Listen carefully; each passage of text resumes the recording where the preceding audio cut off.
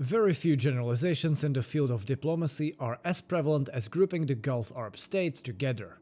Be it critique or praise, this is in most cases a blatant oversimplification. The states of the Gulf Cooperation Council have some common goals.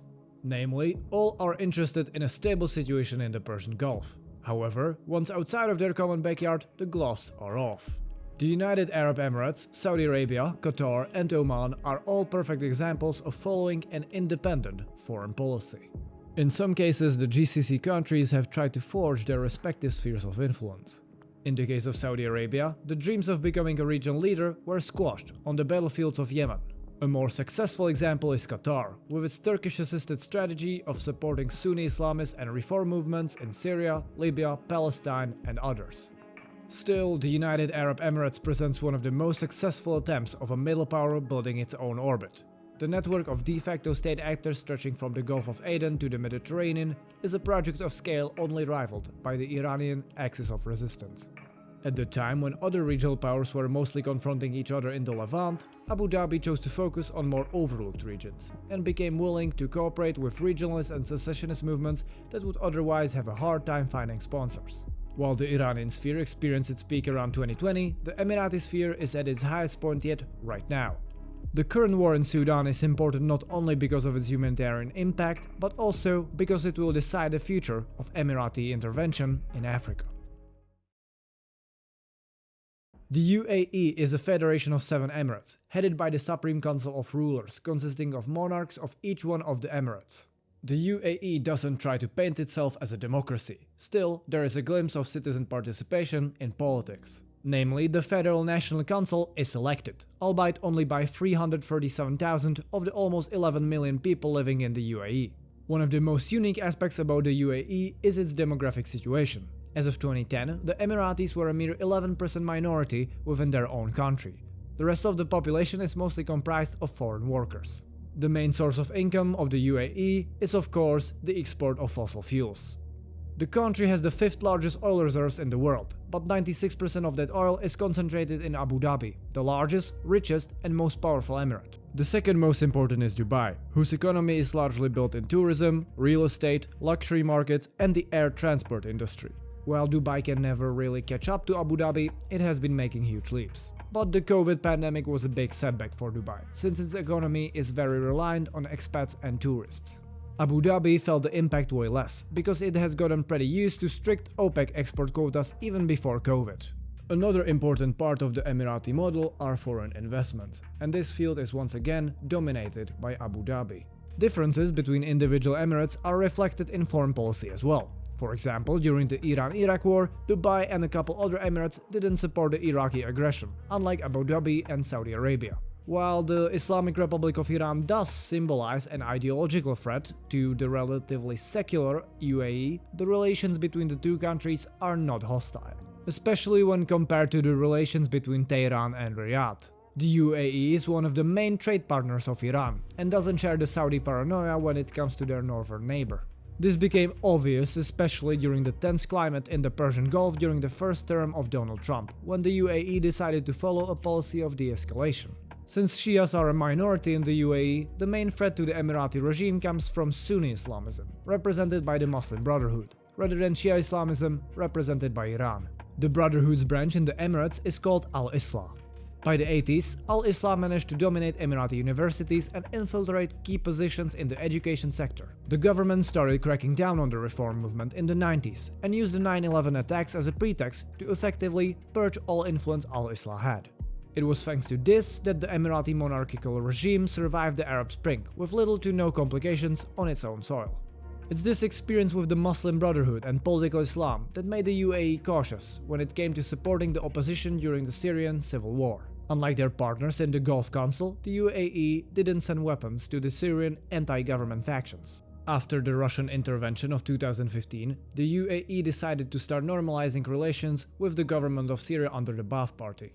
This meant that while the entire region was funneling its resources into the Syrian civil war, the UAE had time to focus its resources elsewhere, to the Red Sea region and North Africa. The fight for influence between the UAE and Qatar started not long after the events of the Arab Spring. Both Doha and Abu Dhabi took part in the NATO-led intervention in Libya, and both promised financial support to Cairo after the Egyptian revolution of 2011. However, the distrust towards political Islam made the UAE turn against Qatar and Turkey in the post-revolutionary process. After the victory of Mohamed Morsi in the Egyptian elections of 2012, the UAE decided to halt its $3.3 billion aid package. In the eyes of Abu Dhabi, Morsi's victory was a victory for the Muslim Brotherhood, something they desperately wanted to prevent. Egypt desperately needed Emirati and Saudi money, which suddenly stopped coming. Qatar was forced to invest enormous amounts into Egypt in order to keep the elected government in power. In 2012, Doha promised an $18 billion investment. Furthermore, 2012 and 2013 saw more purges in the UAE against al-Islah. This included arrests of 11 Egyptians accused of trying to destabilize the Emirati regime, which in turn sparked a diplomatic crisis between Cairo and Abu Dhabi. It is no surprise then that the Egyptian military coup of 2013 was met with enthusiasm in both the UAE as well as Saudi Arabia. Just a week after the coup, $12 billion were promised to the new Egyptian junta government. That's not to say that the Egyptian-Emirati relations have healed completely. The slow tempo of Egyptian economic reform creates frustration in Abu Dhabi, which expected more from its investment projects. While Egyptian-Emirati ties run deep, the influence of the UAE is way more profound in Libya. The current government in Tripoli is once again affiliated with the Muslim Brotherhood, Qatar and Turkey. The UAE threw its support behind the rival government in Tobruk, supported by the Libyan National Army. There are three main reasons for that. The first and most obvious is to stop the spread of political Islam. The second reason, more pragmatic and shared with Saudi Arabia, is a deep need to secure Egypt's western flank. Getting rid of the Muslim Brotherhood in Egypt was far too complicated to risk an Islamist-leaning government right next to Egypt. The third reason is power projection in Africa. Eastern Libya is extremely useful for the movement of mercenaries. The UAE has used Sudanese Darfur-based militiamen to support the LNA offensives in West Libya in 2019. If you ever wondered why are cross-border attacks of RSA affiliates from Libya to Northwest Sudan so common in the current Sudan war, this is why. Critiques of Emirati foreign policy see the UAE backing of the Tobruk government as yet another example of paranoia of all things Muslim Brotherhood related. The Tobruk government failed to conquer West Libya and reoriented itself into something of a regionalist movement. This is popular with some of the tribes that call Cyrenaica home and feel as culturally distinct from Tripolitania and Fezzan. The Tripoli government also accused Abu Dhabi of sending advisors to help the Libyan National Army. American sources say that the Emiratis finance PMC Wagner operations in the country. While the UAE denied these allegations, it is true that Abu Dhabi and Moscow are closely cooperating when it comes to Libya. In the year 2025, Yemen is once again divided into southeast and northwest, with the borders seemingly similar to the Cold War era divisions. Most of the territory once ruled by the Yemen Arab Republic is now in the hands of Ansar Allah, commonly known as the Houthis. The main exception is the port city of Mocha, which is controlled by the Emirati-backed National Resistance Front led by Tarek Saleh, nephew of a Yemeni ex-president. Much of what used to be the Democratic Republic of Yemen is now ruled by the Southern Transitional Council, which managed to revive the deep-rooted secessionist movement in the region. It is this part of Yemen where the UAE's influence is unrivaled. The UAE supported the 2015 Saudi-led intervention in Yemen with 3,500 troops, although their role was more supportive in character. The Saudi attempt to get rid of the Houthis failed, and Abu Dhabi started seeking alternative ways of getting out of the conflict. In the year 2020, the UAE withdrew its forces, but left behind around 19,000 trained soldiers loyal to various, mostly sovereign, factions. The most famous of these are the Hadrami elite forces, which are well equipped and recruited from tribes in the Hadramaut Governorate. South Yemen is important for Abu Dhabi because of its proximity to the Bab el-Mandeb Strait, as well as to the island of Socotra. Socotra was a target of Emirati investments all the way back in the 90s, and it's a key asset for the fight against piracy and monitoring of world trade. Today, the control of the Southern Transitional Council over South Yemen is not complete. The STC doesn't have direct control over the many southern tribes and armed factions, but it gained a large amount of legitimacy after capturing Aden. Aden is the largest city in South Yemen and is located at a very strategic location. Today, the UAE enjoys almost monopoly access to the Aden port. The STC comes in handy for the Emiratis because it can lobby for leasing of the Aden port to Abu Dhabi. In both Sudan and South Sudan, the 21st century is yet another century of constant bloodshed. Violence between political factions, ethnicities and tribes is a sad part of everyday life. The constant war, be it in Darfur, North against South, South against South, or simply for land and cattle, created a generation of men raised by conflict. Therefore, it is not a coincidence that Sudan became a center for the mercenary industry. In exchange for a more than $2 billion Saudi investment, Sudan sent more than 70,000 soldiers and mercenaries to fight in Yemen. The partnership between Sudan, Saudi Arabia and the UAE didn't last long though, and after the revolution of 2019, both Abu Dhabi and Riyadh halted their plans for further financial aid to Sudan. In the year 2021, General Abdel Fattah al-Burhan overthrew the Sudanese government, which contributed even further to the deteriorating relationship. Darfur, the westernmost region of Sudan, saw a major uprising in 2003. The Sudanese army carried out atrocities, which made millions of locals flee over the border to Chad. As international pressure mounted, the army unloaded a lot of the dirty work onto the Janjaweed militias. Janjaweeds are nomadic Arabic militias with a rich history of participation in the many conflicts over land in Darfur. The Janjaweeds proved effective and started gaining significant political influence in western Sudan.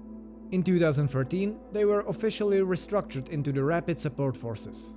The RSF was able to outgrow its intended position in the state, in no small part thanks to becoming more and more financially independent. Be it their control of gold mines or smuggling operations, the RSF found ways to enrich itself and therefore gain more power.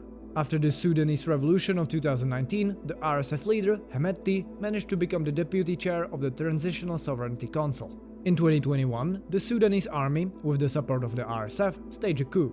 The RSF refused to remain the second most powerful actor in Sudan, and in 2023, the last two remaining factions started fighting each other. The result is the current war between the RSF and the army, one of the largest humanitarian crises of the 2020s. The UAE comes into the picture way before the RSF uprising. In the year 2012, large deposits of gold were found in Darfur. Gold mining became a significant portion of the state income, accounting for 40% of Sudanese exports. This was of incredible importance for the Sudanese government in Khartoum, who was deprived of revenues from oil that disappeared along with South Sudanese independence. The RSF played its part by smuggling the gold to Chad, from which the gold found its way to one of the largest luxury markets in the world, the gold market of Dubai. The RSF used the money to arm itself, purchasing a fleet of land cruisers from northern Chad, as well as to build up connections to the UAE. It's important to note that the UAE's support to the RSF is not official. While in its immediate neighborhood the RSF has a lot of friends among African countries, such as Kenya, on the international stage the RSF is very isolated. The USA considers RSF actions in Darfur to be genocidal. Turkey supplies the Sudanese armies with drones, while Iran and Qatar consider the army government to be open to political Islam and therefore a potential ally.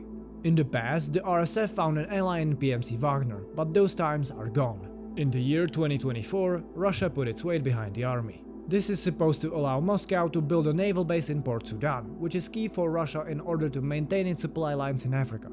In some media outlets, a simple conclusion is therefore made. The RSF needs a sponsor, and the UAE is the only outside actor in the region that is not on the side of the army. However, it is a mistake to reduce militias to mere extended hands of major powers that can't work without their support. Daesh was at its peak the most isolated political entity in the world, with enemies in Moscow, Tehran, Washington and almost everywhere else. While many theories about indirect support of the Daesh exist, the organization's main income was commonly believed to be oil, which it mined in Syria and Iraq, and was bought by shady buyers. The question in the case of the RSF should therefore be the following: who is the buyer of their gold? And what other buyer is more fitting than the home of the largest gold market in the region, the UAE? Abu Dhabi denies any involvement with gold smuggled out of Sudan by the RSF, claiming that the Emirati gold comes only from verified sources. In 2023, the Swiss aid organization obtained data from neighboring Chad and found out that the amount the UAE imports from there is more than double of what Chad should be able to mine. This suggests that Chad is a key route for RSF gold smuggling. The UAE says that they are using Chad as a transport hub for humanitarian aid, which they are sending to the war-torn Darfur. According to a panel of experts in the UN, this humanitarian aid also includes weapons for the RSF. Amnesty International also accuses the UAE of supplying Chinese weapons to the RSF, and the Sudanese armed forces officially designate Abu Dhabi as an aggressor in the conflict.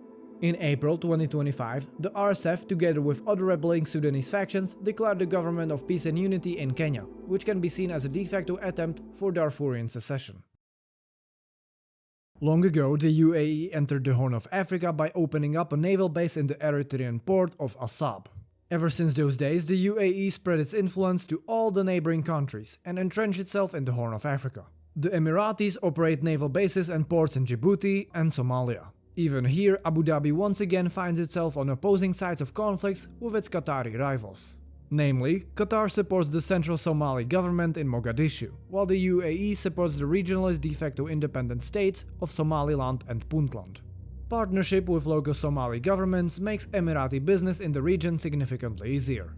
The Puntland Maritime Police Force was originally created under the supervision of an Emirati company and answers directly to the president of the semi-independent state of Puntland. Abu Dhabi is also a sponsor of the Jubaland local government, whose forces are supplied by Emirati weaponry. The most famous example of Somali regionalism, the de facto independent Somaliland, is another ally of Abu Dhabi, which trains Somalilandi armed forces. Similar to Eritrea, the Emirati efforts to spread its influence in Somalia are not just about combating piracy. Another key reason is combating the influence of Iran, which is also heavily interested in the region. A popular theory says that the Somali central government might try to start working with Iran in order to prevent a potential alliance between Ansar Allah and Somali Islamist rebels. This makes sense, as Bab el-Mandeb is one of the 3 points of the Golden Triangle, which is at the epicenter of Iranian naval strategy. The cooperation between Al-Shabaab and the Iranian sphere would go directly against Iranian ideology. The UAE has also significantly increased its influence in Ethiopia. The first big Emirati investments in Ethiopia started in the year 2018, the same year in which the UAE helped Ethiopia reach a peace treaty with Eritrea. A major priority of Ethiopian foreign policy is sea access. Abu Dhabi owns a large number of ports in Somalia, which makes it a key partner for Addis Ababa. This applies twofold for Somaliland, which is becoming more and more independent thanks to Ethiopia and the UAE. While it's up to everyone to judge the morality of Emirati foreign policy, one can't deny its successes. The UAE manages to navigate the international scene without making enemies for itself. Unlike Qatar, Iran and Turkey, which often end up dragged into very divisive conflicts, Abu Dhabi focuses on what some might consider peripheries. The long-term strategy of the Emirati sphere of influence is not unlike that of a real estate investor who focuses on less demanded property. Focusing on countries like Somalia and Sudan requires less resources than proxy wars in the likes of Syria. The large gamble of the Emirati and Saudi foreign policy were Egypt and Yemen. In Yemen, the UAE learned its lessons and, unlike Saudi Arabia, walked out of the conflict with something, that something being the South. Riyadh and Abu Dhabi won the battle for Egypt, and much of their policy is built around making sure that Egypt stays on their side. In East Africa, the UAE pursues trade-motivated foreign policy based on its position in the gold market and port industry. Only time will tell if the UAE manages to keep its network of junior partners together, or if the Emirati axis of secession is set to repeat the downfall of the Iranian Soleimani corridor. It's fairly certain that much of the Emirati sphere's future will be determined within the coming months and years in Sudan.